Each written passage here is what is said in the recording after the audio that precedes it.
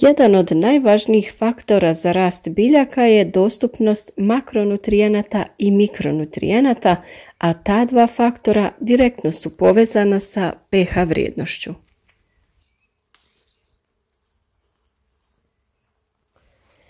Tema današnjeg videa je upravo utjecaj pH vrijednosti na uzgoj biljaka i njihove prinose. Pošto je jako bitno obratiti pažnju na ovu temu, ostanite s nama u narednim minutama, saznajte sve što niste znali o pH vrijednosti. Ukoliko želite podržati naš rad, zapratite naš kanal i saznajte sve o uzgoju voća i povrća. Dobro je poznato da kiselost zemljišta utječe na prirast biljaka, prinos i općenito na uspješan uzgoj i produktivnost biljne proizvodnje. Reakcija zemljišta, to jest pH vrijednost, javlja se kao edafski faktor i ukazuje na stepen zasićenosti bazama adsorptivnog kompleksa i zemljišnog rastvora.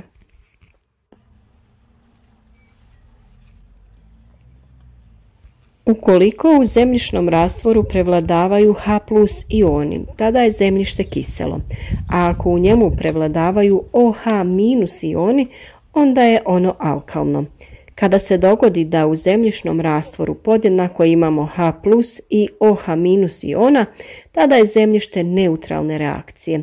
Kiselost zemljišta ometa uspješan razvoj biljaka jer ona direktno utječe na dostupnost hranjivih elemenata koji se nalaze u njemu.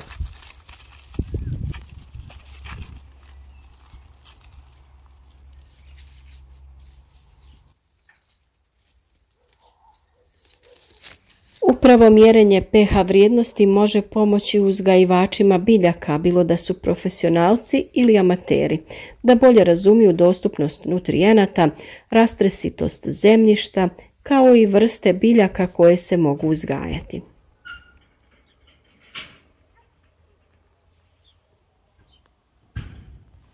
pH vrijednost zemljišta zavisi od mnoštva faktora. Za alkalna zemljišta karakteristično je da akumuliraju rastvorne soli i karbonate i često se nalaze u područjima bogatim krečnjačkim stijenama. Kisela zemljišta karakterizira prisustvo slobodnih iona vodika i aluminija koji nastaju zbog kiselih kiša, dodatka đubriva i razlaganja organske tvari.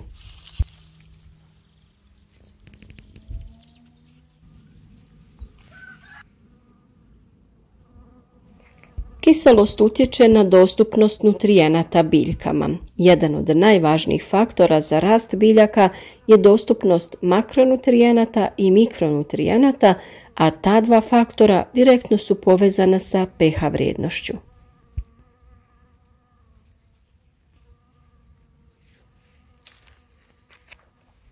Kod zemljišta i rastvora za đubrenje, pH će odrediti rastvorljivost nutrijenata, kao i njihovu pristupačnost ili nepristupačnost. Biljke mogu usvajati hranjive elemente iz zemljišta samo u okviru odgovarajućeg raspona pH vrijednosti, pa se može dogoditi da nekog elementa u zemljištu ima dovoljno, ali da zbog pH vrijednosti nije dostupan biljkama.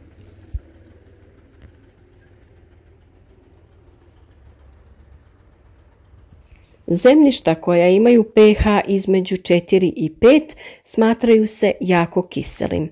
Rastvorljivost minerala poput aluminija, željeza i mangana se u njemu povećava i oni mogu postati toksični za biljke.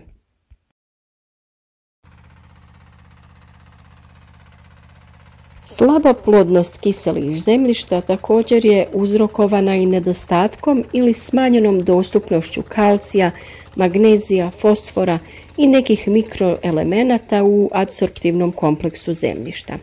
Kiselost ne odgovara ni radu bakterija, pa u zemljištu prevladavaju gljivice i u njemu se nagomilavaju fulvokiseline koje potiču proces razaranja kompleksa apsorpcije i vrlo štetno utječu na samu plodnost zemljišta.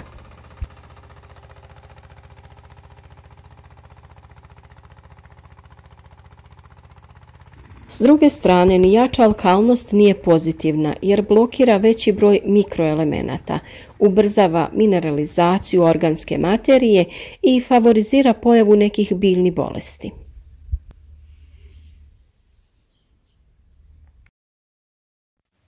Poznato je da kreć utječe i na strukturu, to jest mrvičavost zemljišta.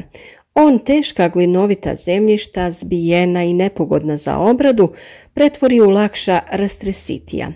Kreć ima sposobnost zgrušnjavanja i zbog toga je u stanju povezati sitne zemljišne čestice, to jest glinu, praveći od njih krupnije mrvice i čestice.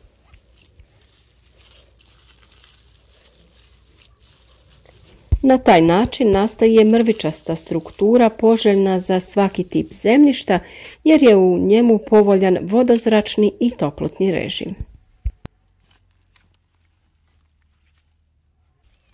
Zemljišta sa pH vrijednošću višom od 8 ili 9 smatraju se jako baznim. U takvim zemljištima nutrijenti nisu rastvorljivi niti dostupni biljkama. Iako optimalan pH za unos nutrijenata zavisi od vrste biljke koja se uzgaja, većina raste na zemljištu koje je blago kiselo.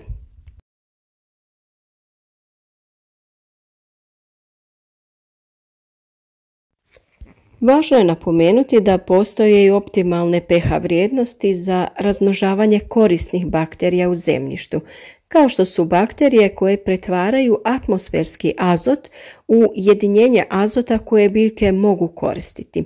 Ti azotofiksatori se razmnožavaju blizu korijena mahunarki kada je pH u opsegu između 6 i 8.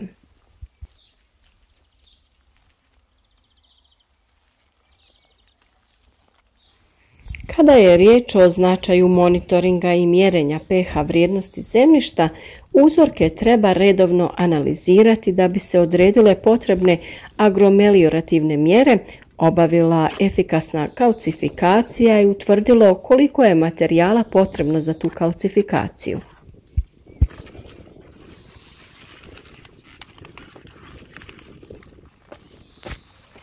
Primjenom postupka svakako valja uzeti u obzir neutralizirajuću vrijednost materijala za kalcifikaciju i obavljati je češće, ali sa manjim količinama.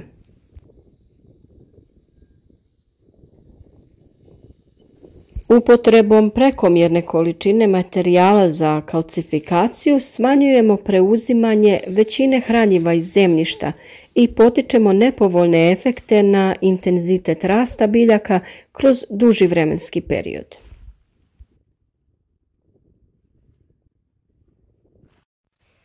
Mjerenje i utvrđivanje pH vrijednosti zemljišta, osim standardnog laboratorijskog načina, moguće je utvrditi direktno u polju pomoću pH metra ili multiparametarskih prijenosnih mjerača kojima se određuju trenutne vrijednosti elektroprovodljivosti rastvora i sadržaja ukupno rastvorljivih soli u zemljištu.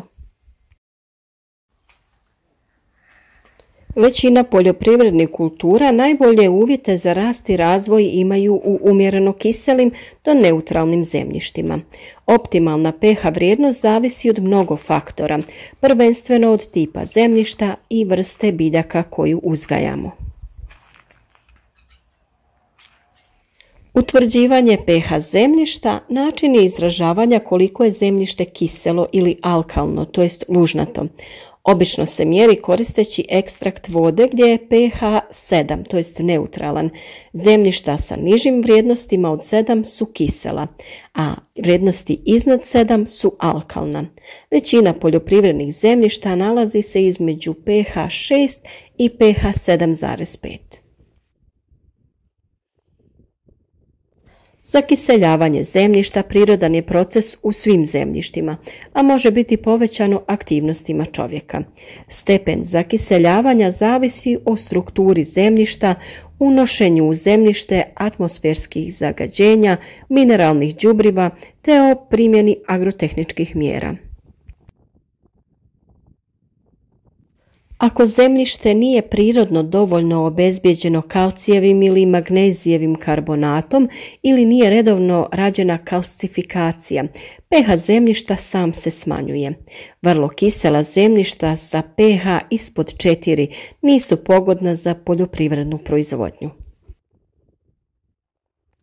Odsjedne vode kiselih zemljišta mogu sadržavati materije, posebno aluminij, koji ima štetan utjecaj na kvalitet površinskih i podzemnih voda i negativno djeluje na biljke, životinje, posebno ribe u vodotocima i jezerima.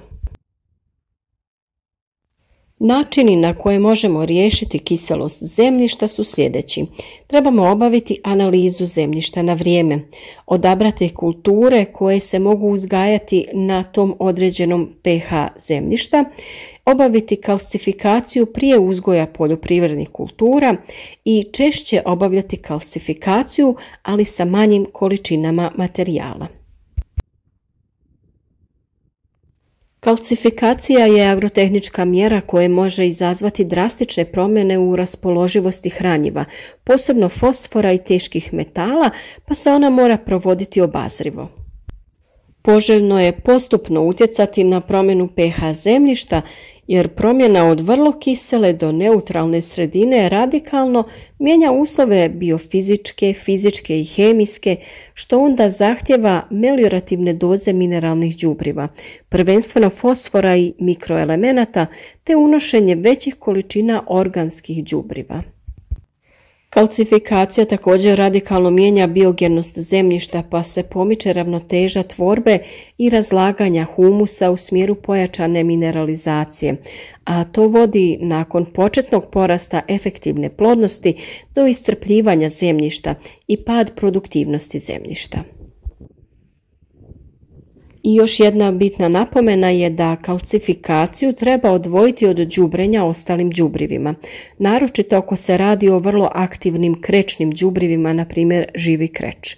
Organsko đubrenje stajnjakom bi trebalo biti operacija koja slijedi operaciju kalcifikacije i to u vremenskom razmaku od najmanje 3 do 4 sedmice, jer u protivnom dolazi do štetnih posljedica. Za još ovakvih video savjeta zapratite naš kanal, podržite nas ostavivši like ili neki komentar i nastavite se družiti s nama.